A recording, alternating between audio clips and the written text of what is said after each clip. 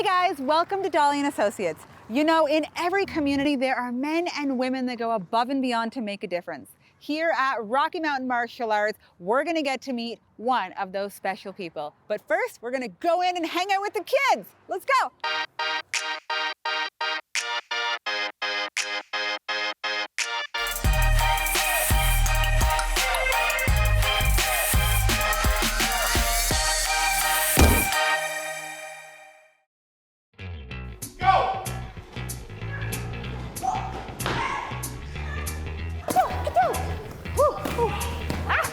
No, I think we both are done.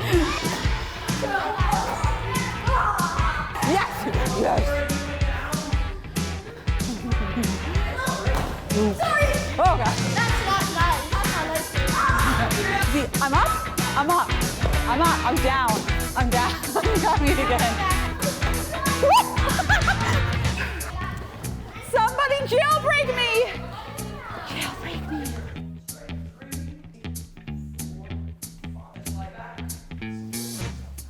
We're here now with Joel Huncar of Rocky Mountain Martial Arts here in Cranbrook. And I want to say a big thank you, Joel, for joining me today. Oh, you're welcome. Thank you for having me. It's a pleasure to be back in the studio. It's been a few years since I've seen the inside. Yeah. I spent some time here with my own children and really found such value and appreciation for the time that we spent. Oh, that's awesome. That's awesome. That's good to hear. So let's start by asking Rocky Mountain Martial Arts, can you give the viewing audience an understanding of who you are and what you do here in the community? Okay.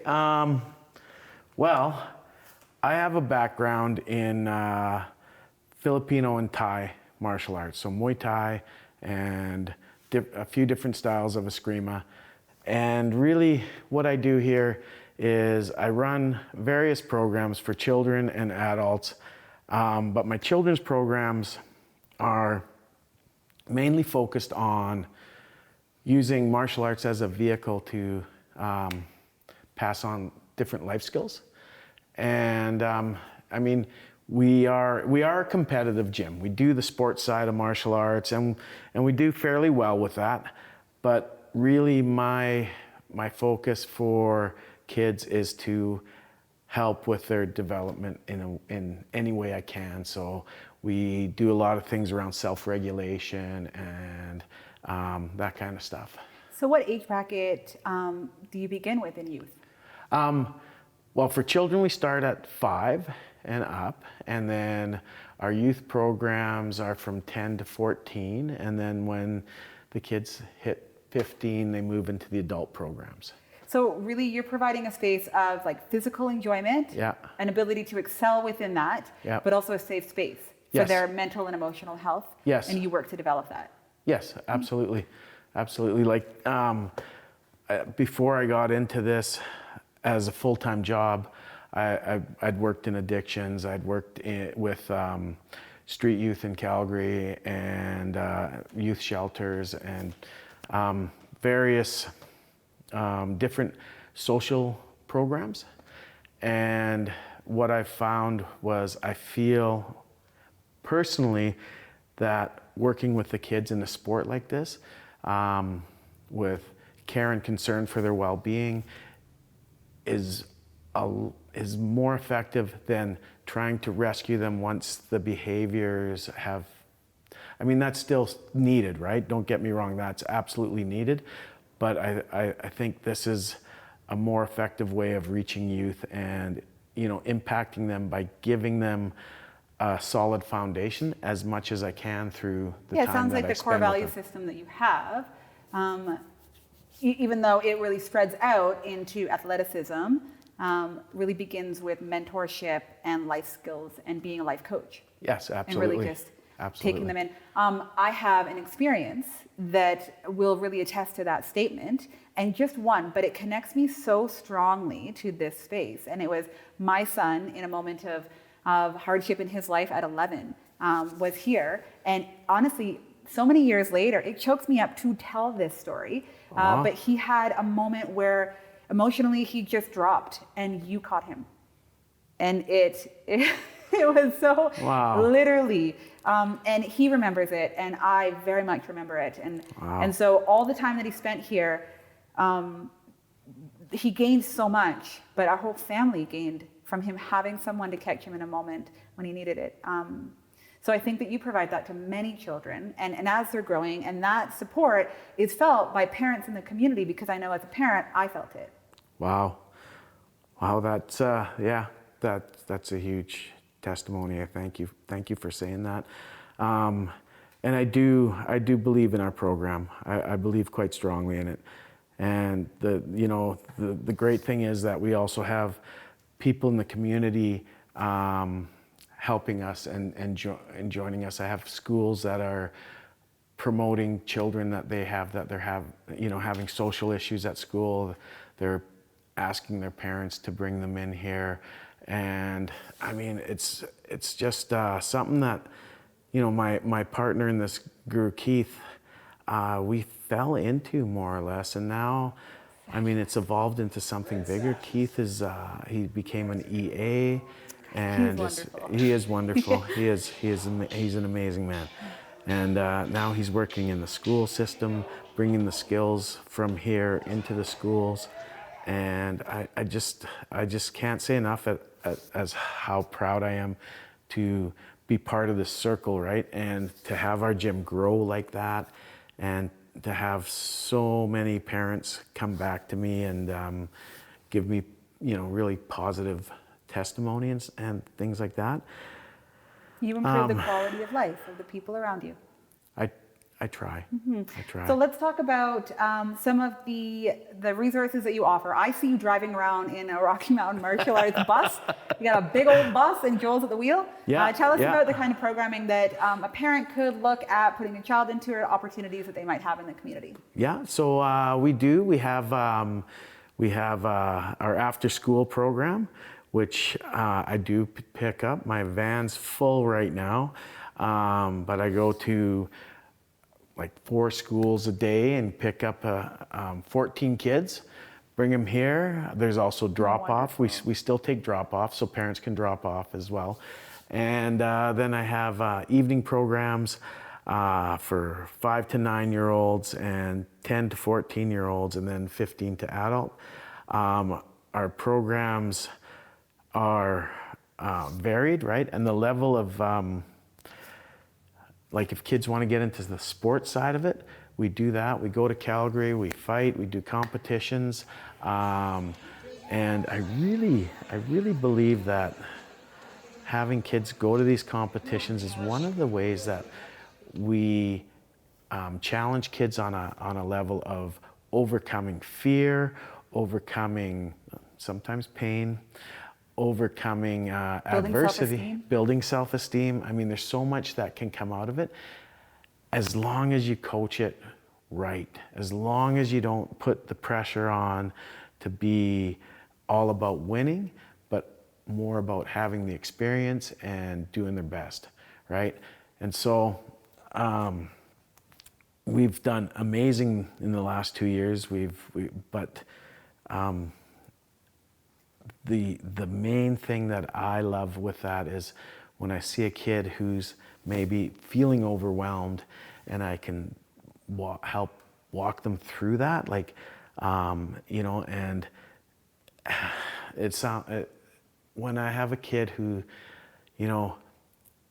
even though they're crying maybe, but they still get in there and finish what they started and then we pull them out when they're done, and we fill them up with, I don't care if you won or lost, but you finished that, you did that, you accomplished that, and we try to fill them up as much as we can.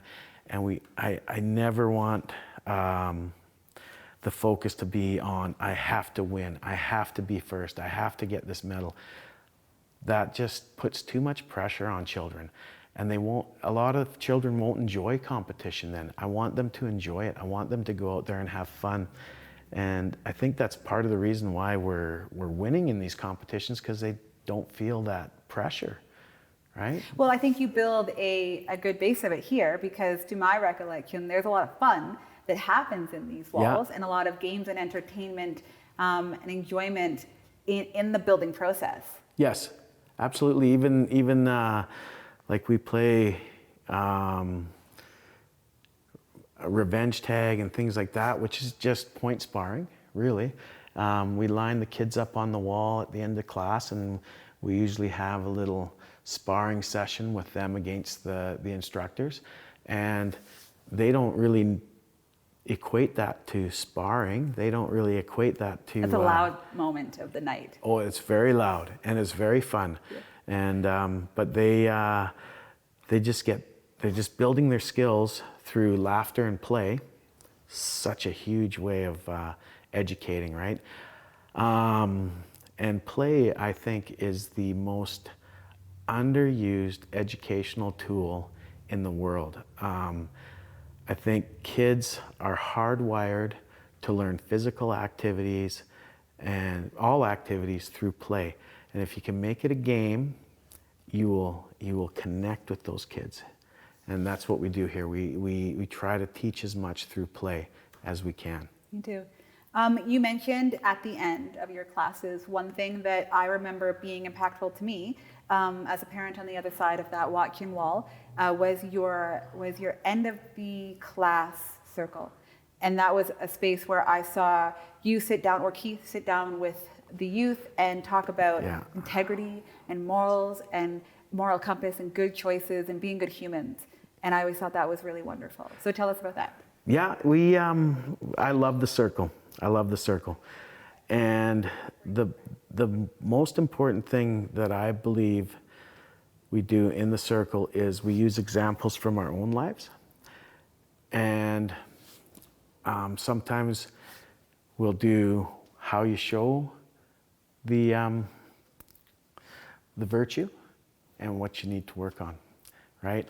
And so often Keith and I will give examples to the kids of times when we didn't handle ourselves in the best way, and how we made up for that, and how we dealt with the person or the people that we were in the situation with. And that, yeah, you don't have to be perfect, but you just got to do your best. And when you make a mistake, you got to own it. And I think that's an important part of what we do. I try not to be like, it's a big responsibility having all these children looking up to me, and I try not to have them have unrealistic expectations of me, because I'm gonna fall, I'm gonna trip, I'm gonna land on my face sometimes. And if they think that I'm perfect, how's that gonna affect them, right? So that's a big part of what we do. Joel, you have my love, Thank you. appreciation, and great gratitude, both you and Keith and all who are involved in the studio here. Thank you. It is a resource and an asset and just a wonderful piece of our community, and you contribute a great deal of yourself to raising our children. So thank you for joining me today. Thank you. That's nice of you to say that. Makes me uncomfortable. Yeah. Up top, homie. Thank you so much. Guys, don't forget, check out Dolly and Associates on YouTube, Facebook, Instagram, and of course, as always, Shaw Spotlight. Up top. One more time. Thank you.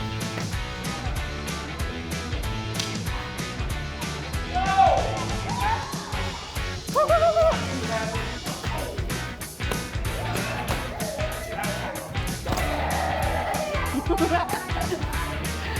been waiting years to do this. Oh. Is that hard?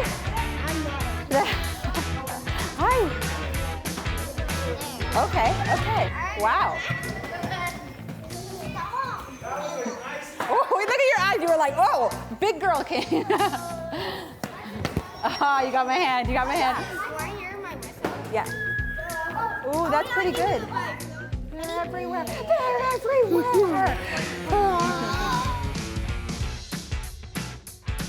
You can't start before him. You got it. Woo. Oh. Bye.